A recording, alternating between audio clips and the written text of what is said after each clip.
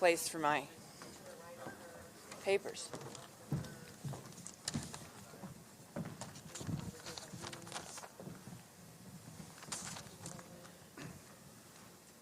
All right.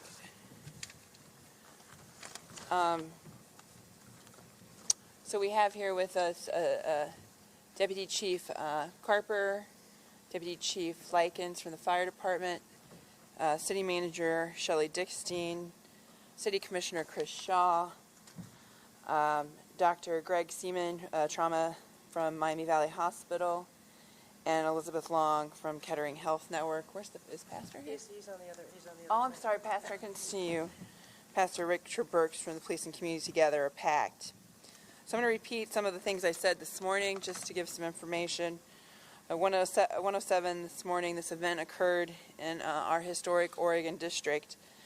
The suspect was wearing body armor and used an AK-like gun assault rifle, .223 caliber with high-capacity magazines, and he had additional magazines with him as well. We had 10 fatalities, including the shooter. That number is still the same from this morning. We have had, the hospitals have had 27 people treated and 15 discharged as of 10 o'clock this morning. In less than 1 minute, Dayton first responders neutralized the shooter. I'm just still completely amazed at the heroic nature of our police department, where they did a first aid, stopped a shooter with under a minute, and so we're grateful for their service. If you are a family or friend of a victim and have questions, you can call 937-333-8430 or come to the convention center. And if you have any information on the incident, as this incident is ongoing, please call 937-225-6217. We are grateful for all of the supporters and folks helping us from the American Red Cross, GADAHA, the FBI, ATF, etc. The Community Blood Bank is supporting the hospitals, and we are working with them to set up a blood donation opportunities. We will have more information about that in the coming hours. At 8 p.m. tonight, the community will hold a vigil for the families and those that have lost their life. We'll have a location for you again in the coming hours. The Oregon District will be open coming this afternoon in the early afternoon. Okay. I'm going to let some folks speak and then we'll do questions. First, I'd like to have Dr. Seaman come forward and make a few more remarks. Thank you, Mayor Whaley. Again, I'm Dr. Greg Seaman. I'm a trauma surgeon at Miami Valley Hospital, which is the Level 1 trauma center for the greater Dayton region.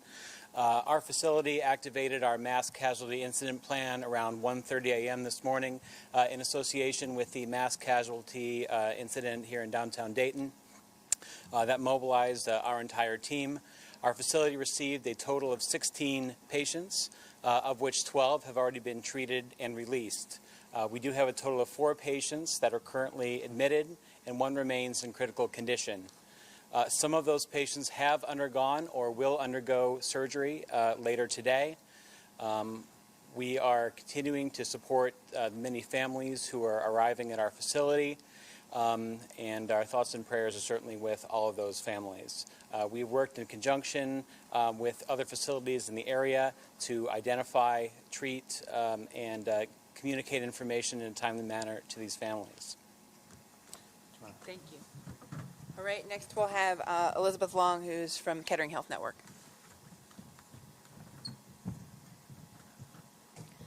Good morning.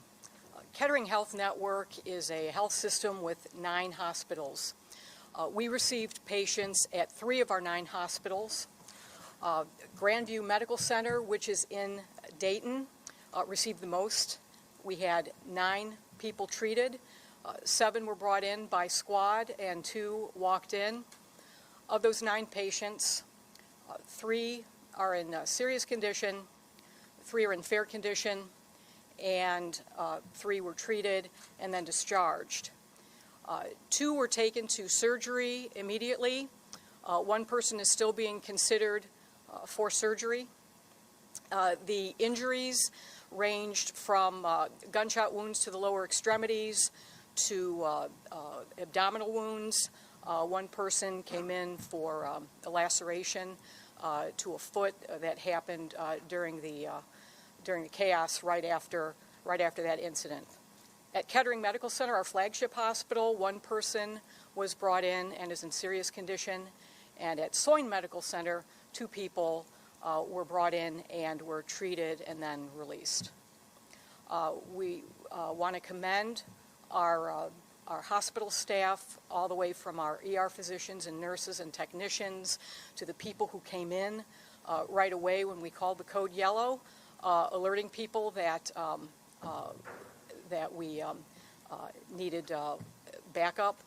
We just want to commend them for the great job they did. Also commending City of Dayton Police and first responders, as we know they're on the first line and they're the first line of treatment for people coming in. So we just wanted to commend them for a job well done. Thank you, Elizabeth. Next, we have an organization that we work with when we have incidents called Police and Community Together, or Clergy, I'm sorry. Thank you. Police and Clergy Together. Yeah, Pastor, I'm having a hard time. Your prayers, please. And so we'd like to have Pastor Burks come forward and say a few words about the clergy's perspective. Thank you, Mayor. First, we just want to say, as already been stated, our prayers and thoughts are with all the victims and their families. Second, we do want to just really acknowledge the police department, Dayton Police Department, their quick response. We're very thankful for that, and first responders. On behalf of PACT, we just want to let the community know that we've been here from the start. We've been counseling family members. We have a variety of resources. We are here and we will remain here. So we just want to let you know that this is a community effort, and we're doing everything we can to help out in a situation like this. Thank you, Pastor. Okay, guys, questions? Yes.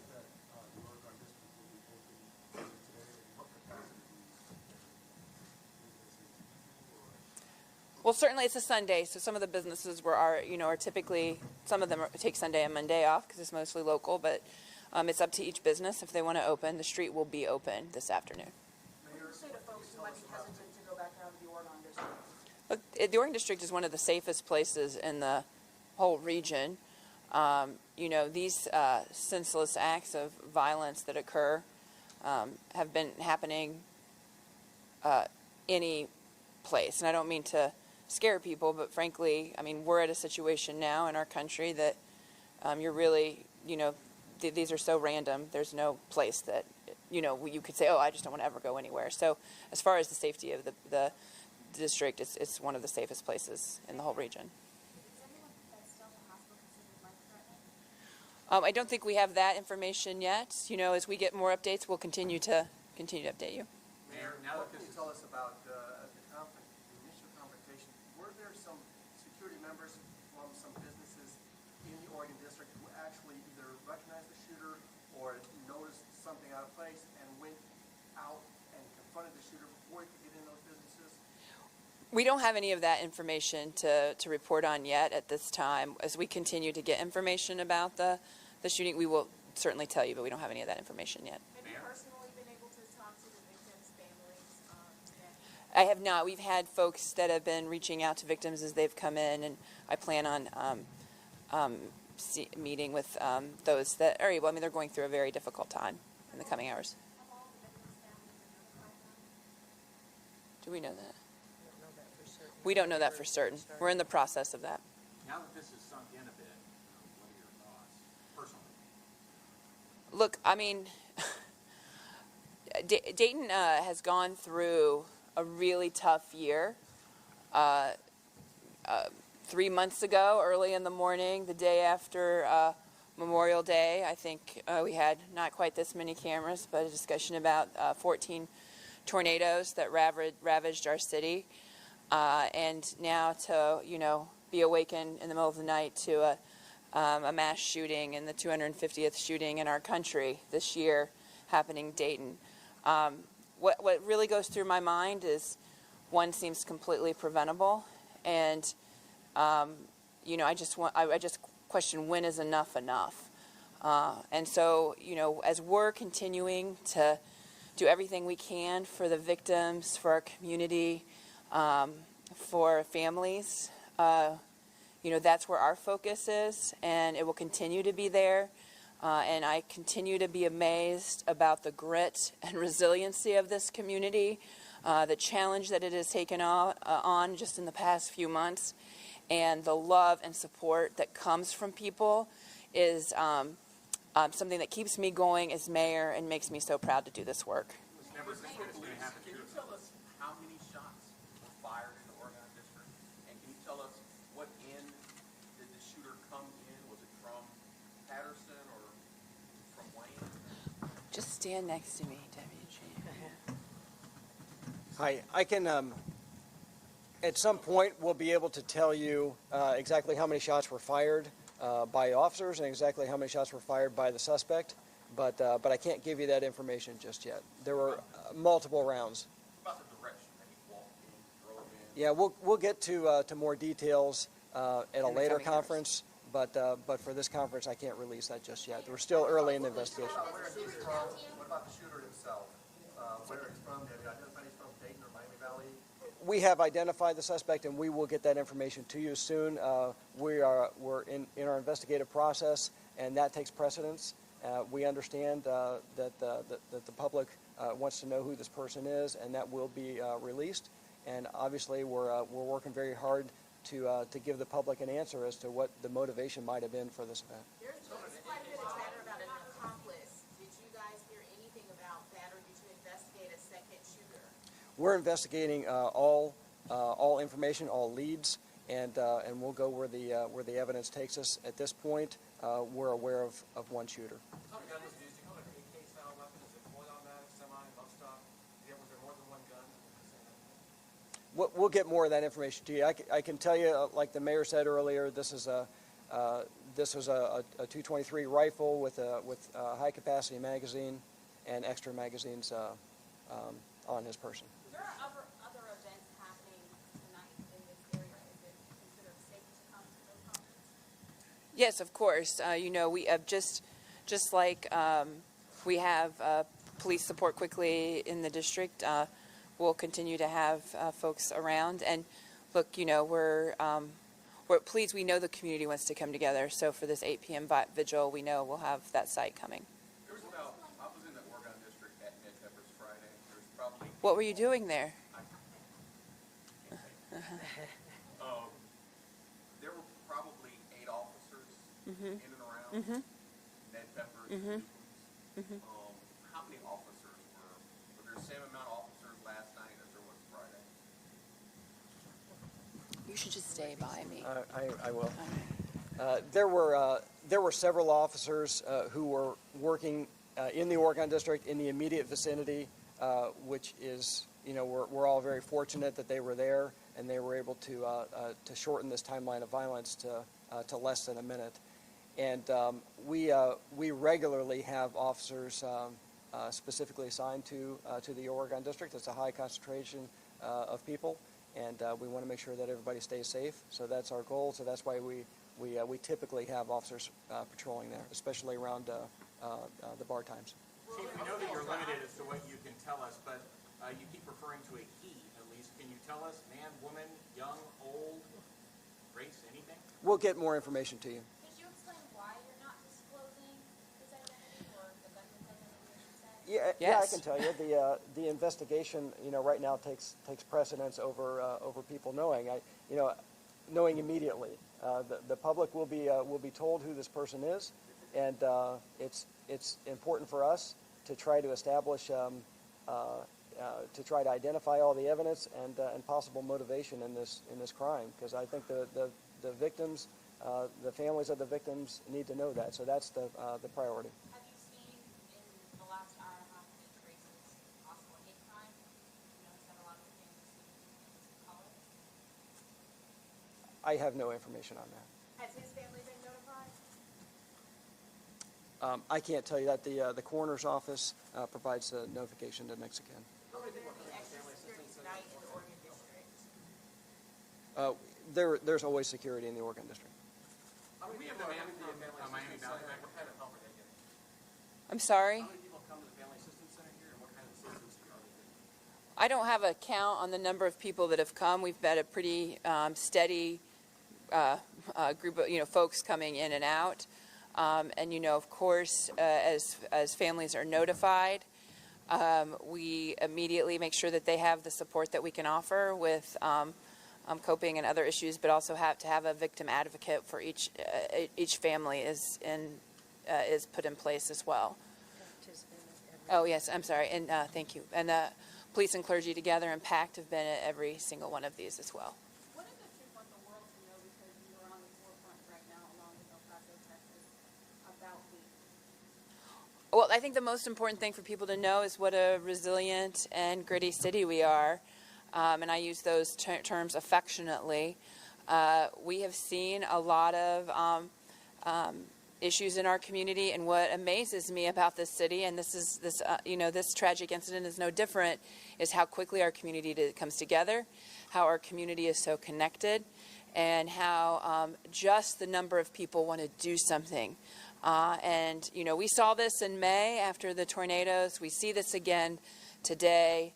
And then I think the other thing, I think I'm at over 50 mayors across the country who have reached out, because sadly this isn't something that only the city of Dayton has experienced. And what's really shocking to me is just the number of people that have personal experience of this going on in their communities. And it's sad to me that now Dayton is one of those communities as well. Mayor Whaley, have you talked to the president, or have you seen the tweet that he released concerning this? I did see the tweet, and the press, I think the White House office has called us. I have, correct? Yes, the White House office has called my cell phone. I was on another call at the time, but we have talked to the White House, but not the president specifically. I've talked to Senator Brown and Governor DeWine as well. Oh, I'm sorry, I'm sorry. Thank you, Shelley. And Representative Turner has called me as well. Are you aware this is like a copycat from Saturday? I can't speculate on that, frankly.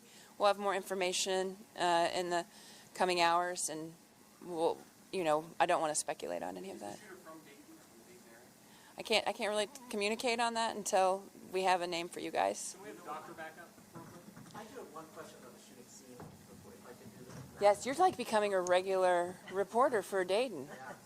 It's good to see you. Were the fatalities all on the street, on the sidewalk? Were there any fatalities in a club? Can you clarify that? Yeah, I can tell you all the fatalities were outside. And Correct. injuries? I can't speak to that just yet.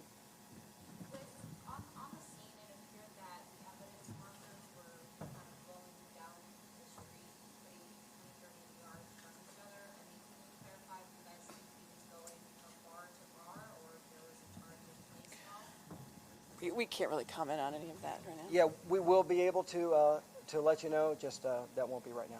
The shooting's been said to be outside of Net Pepper. Is that accurate, that it was outside of Net Pepper? It's in the Oregon District outside. Do we have a timeline for the next press conference, or will we learn more about the investigation from police? Sure. So our next press conference will be at 1 p.m. And we can't tell you what we're going to say. We try to learn as much as we can. We try to tell you at that time. So at 1 p.m. today. Just a real quick on law enforcement and police departments. What are they? Is this an all-call situation for the department? Is it, you guys have done a lot of the initial work and now the federal investigators handle it? What's kind of how are the tasks being handled? And forgive me, I didn't catch the first part of that question. I will say this: the Dayton Police Department is conducting the investigation. We've had a lot of assistance from outside resources. FBI has been here from very soon after the incident occurred, and they've assisted with the investigation. So there are a lot of resources that other agencies and organizations have provided, and that will all be included in this investigation. I can also add that after the 1 o'clock, we are confident we'll have a news briefing at 3 o'clock where we can provide a little bit more information as far as the investigation goes. It may not be all the answers just yet, but we'll try to get as many to you as we can. And I did want to thank all of the other agencies who responded. This is a mutual aid event when something like this happens. So we had police officers from all surrounding jurisdictions, as well as the fire response, Dayton Fire Department response, and there was a mutual aid request there. So there were medics from a lot of other jurisdictions too. So we appreciate everyone's assistance in this response. Were all of the injured treated for gunshot wounds, or were there other injuries? We can't really talk about that right now, so gave you the numbers about how many were injured and how many have been discharged. We could have the man up from Miami Valley real quick. Yes. So can you talk about what you were treating at Miami Valley? The person from Kettering was able to talk about what type of injuries they were treating. We treated a combination of gunshot wounds as well as injuries from people who were fleeing the scene. That's all the information I can give you at this time. Can you tell us anything about the gunshot wounds? Multiple gunshot wounds per person, upper body, anything? Some victims that sustained multiple gunshot wounds. That's all the information I can give at this time. Again, for anybody, you know, it's like most of the victims were relatives of black. Were most of the victims black? Can you say that? I can't speak to that. I'm sorry.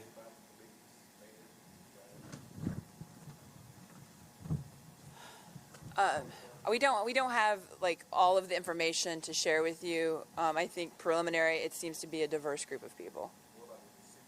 I mean about the deceased. It's a diverse group of people. That'll be later. Yeah, we'll have that later in the afternoon. All right, I appreciate you all and your coverage. We'll see you back here at 1. If we have more information, when we have what information we'll have, we'll give it to you at 1. And thank you for keeping the prayers of the community of the city of Dayton in your hearts and thoughts. Thank you.